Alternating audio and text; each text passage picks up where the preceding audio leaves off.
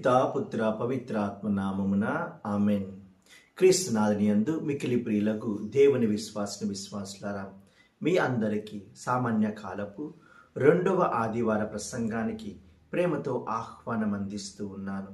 ప్రియమైనటువంటి దేవుని విశ్వాసులారా, నిరుత్సాహంలో ఉన్నటువంటి వారు కష్టాల వలన, ఇబ్బందుల వలన, సమస్యల వలన, నష్టాల వలన, రోగాల వలన, శోధనల వలన చిక్కి నష్టపోతూ, కష్టపడుతూ, నిరుత్సాహము చెంది జీవితం అంటేనే నిరుపయోగం అనుకుంటున్నటువంటి ప్రతి ఒక్కరికి ఈ జీవితాన్ని జీవించే కన్నా ప్రాణాలు హరించటమే మంచిది అని భావిస్తున్నటువంటి ప్రతి ఒక్కరికి కూడా దేవాదేవుడు అభయాన్ని ఇస్తూ ఉన్నాడు.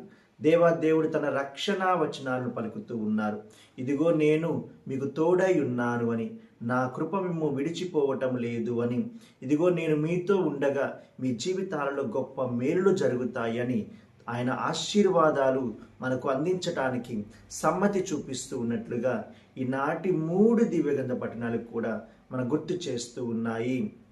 ప్రియమైన దేవుని విశ్వాసులారా, ఈనాటి మొదటి పఠనము ద్వారా యెషయా ప్రవక్త రాసినటువంటి గ్రంథము 62వ అధ్యాయము 1వ వచనము నుంచి 5వ వచనం వరకు మనం గ్రహించినట్లయితే, ప్రియమైనటువంటి దేవుని విశ్వాసులారా, బానిసత్వంలో మగ్గుతున్నటువంటి ఇజ్రాయేలు ప్రజలు నిరుత్సాహపడుతూ ఉన్నారు. అక్కడ వారు కష్టాలు అనుభవిస్తూ ఉన్నారు, నష్టపోతూ ఉన్నారు, అనేకమైనటువంటి వేదనలు అనుభవిస్తూ దుఃఖాక్రాంతులవుతూ ఉన్నారు.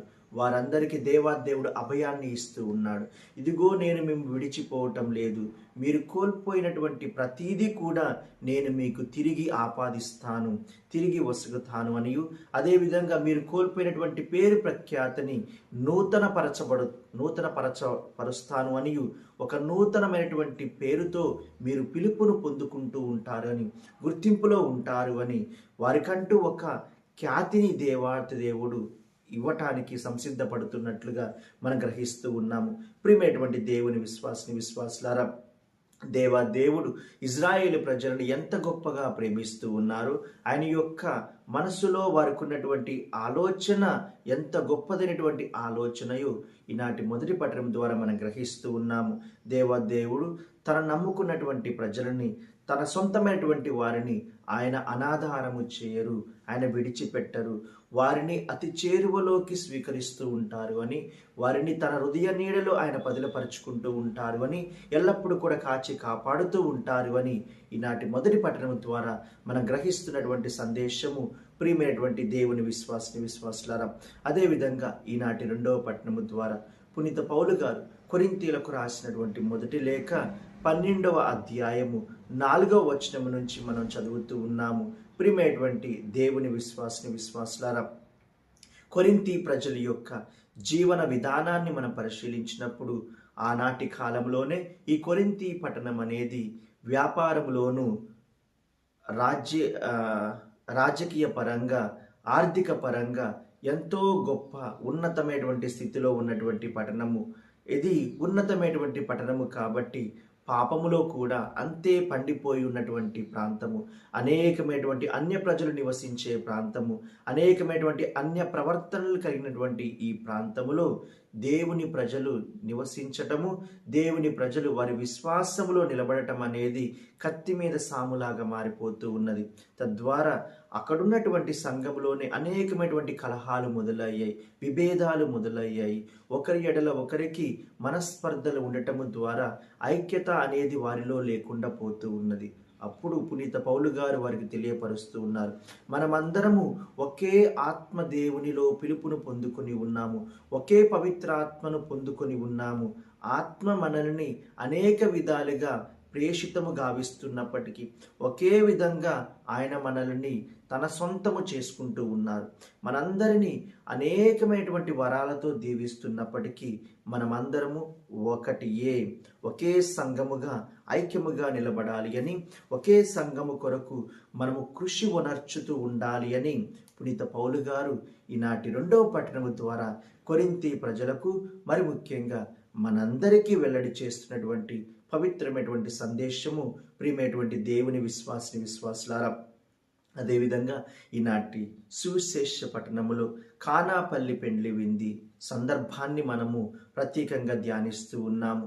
కానాపల్లి పెండ్లి విందుకు యేసునాథుడు, ఆయన శిష్య బృందము, అదేవిధంగా ఆయన తల్లియు ఆహ్వానింపబడి ఉన్నారు. అక్కడ ఆ పరిశుద్ధమైనటువంటి కన్య మరియమ్మ, ఆ పరిశుద్ధ తల్లి మరియమ్మ గారు అక్కడ ఉన్నటువంటి కుటుంబ పరిస్థితులను గమనిస్తూ ఉన్నారు. ఆ కుటుంబంలో రాబోతున్నటువంటి అవమానాలను, కష్టాలను, బాధలను, నిరుత్సాహవంతమైనటువంటి సందర్భాన్ని ఆ తల్లి ముందుగానే పసిగట్టి యేసు ప్రభు చెంతకు వచ్చి మొరపెట్టుకుంటూ ఉన్నారు. ఇదిగో ఆ కుటుంబము అవమానపడబోతూ ఉన్నది, నష్టంలోకి రాబోతూ ఉన్నది, మాటలు పడబోతూ ఉన్నది, నిరుత్సాహం అనేది ఆ యొక్క పెండ్లి కార్యక్రమాన్ని ఆవహింపబోతూ ఉన్నది. వారిని దీవించు, వారిని కాపాడు అని ఆ తల్లి మొరపెట్టుకుంటూ ఉన్నది. ప్రియమైనటువంటి దేవుని విశ్వాసులారా, యేసు ప్రభు మొదట అక్కడ అద్భుతం చేయటానికి అంత సమ్మతిగా చూపిస్తున్నట్లు మనకు కనబడటం లేదు. కానీ ఆ తర్వాత ఆ పరిస్థితులను అర్థం చేసుకున్నటువంటి యేసునాథుడు ముందుకు వచ్చి ఇదిగో అక్కడ ఒక గొప్ప అద్భుతాన్ని చేస్తూ ఉన్నారు. ఆయన యొక్క మొట్టమొదటి అద్భుతాన్ని యేసునాథుడు చేస్తూ ఉన్నారు. ప్రియమైన దేవుని విశ్వాసులారా, అక్కడ ఉన్నటువంటి 6 ఖాళీగా ఉన్నటువంటి రాతి బాణలు, అనగా నిరుత్సాహాన్ని, కష్టాలను, బాధలను, నష్టాలను, వ్యాధులను, శోధనలను గుర్తు చేస్తున్నటువంటి 6 రాతి బాణలు అక్కడ ఉన్నాయి. ప్రియమైన దేవుని విశ్వాసులారా, ఆ 6 రాతి బాణలను కూడా యేసునాథుడు నీటితో నింపమని ఆజ్ఞాపిస్తూ ఉన్నారు. ఆయన చెప్పినట్లుగానే అక్కడ ఉన్నటువంటి సేవకులు రాతి బాణలను నీటితో నింపుతూ ఉన్నారు. తర్వాత యేసయ్య తన యొక్క మహిమను ప్రదర్శిస్తూ ఉన్నారు, తన శక్తిని ప్రదర్శిస్తూ ఉన్నారు, తన అధికారాన్ని ప్రదర్శిస్తూ ఉన్నారు, తన యొక్క బలాన్ని, తనకున్నటువంటి గొప్పదైనటువంటి మనస్సుని ఆయన ప్రదర్శిస్తూ ఉండగా, ప్రియమైన దేవుని విశ్వాసులారా, అక్కడ గొప్ప శ్రేష్టమైనటువంటిది తయారవుతూ ఉన్నది. ఆ తయారైనటువంటి శ్రేష్టమైనటువంటి ద్రాక్షారసాన్ని తీసుకుని వెళ్ళినటువంటి సేవకులు విందు నడిపే పెద్దకు దాన్ని ఇవ్వగా, విందు నడిపే పెద్ద ఆ రుచి చూసినటువంటి ద్రాక్ష సారాయాన్ని గురించి మాట్లాడుతూ ఉన్నారు. ఆయనయే దానికి గొప్పదైనటువంటి స్థితిలో ఉన్నది అని ఆయనే దానికి గుర్తింపును వసుకుతూ ఉన్నారు. పెండ్లి కుమారుని పిలిచి, ఇప్పటి వరకు నువ్వు ఇచ్చినటువంటి ద్రాక్షారసము నాసీరకపు ద్రాక్షారసము, అది అంతగా రుచిగా లేనటువంటి ద్రాక్షారసము, కానీ ఇప్పుడు మేము స్వీకరిస్తున్నటువంటి ఈ ద్రాక్షారసము మాత్రము శ్రేష్టమైనటువంటి ద్రాక్షారసము, అమూల్యమైనటువంటి ద్రాక్షారసము అని ఆయనయే గుర్తింపు ఇస్తూ ఉన్నారు. ఆయనయే అందరికీ ప్రకటితము చేస్తూ ఉన్నారు. ప్రియమైనటువంటి దేవుని విశ్వాసులారా, అవును ప్రియమైనటువంటి దేవుని విశ్వాసులారా, మన జీవితాన్ని దేవుని యొక్క హస్తాలకు సమర్పణ చేయబడగా, మన జీవితాన్ని దేవుని యొక్క నడిపింపులో ఉంచుతూ ఉండగా, దేవుని యొక్క చిత్తానుసారంగా మన జీవితాలు మార్చుకుంటూ ఉండగా, మన జీవితాల గురించి అనేక మంది గుర్తిస్తూ ఉంటారు. శ్రేష్టమైనటువంటి జీవితాలుగా, దేవుని యొక్క నడిపింపులో ఉన్నటువంటి జీవితాలుగా, అద్భుతమైనటువంటి జీవితాలుగా, ఆనందదాయకమైనటువంటి జీవితాలుగా అందరూ గుర్తిస్తారు, అందరూ భాగస్థులు అవుతూ ఉంటారు.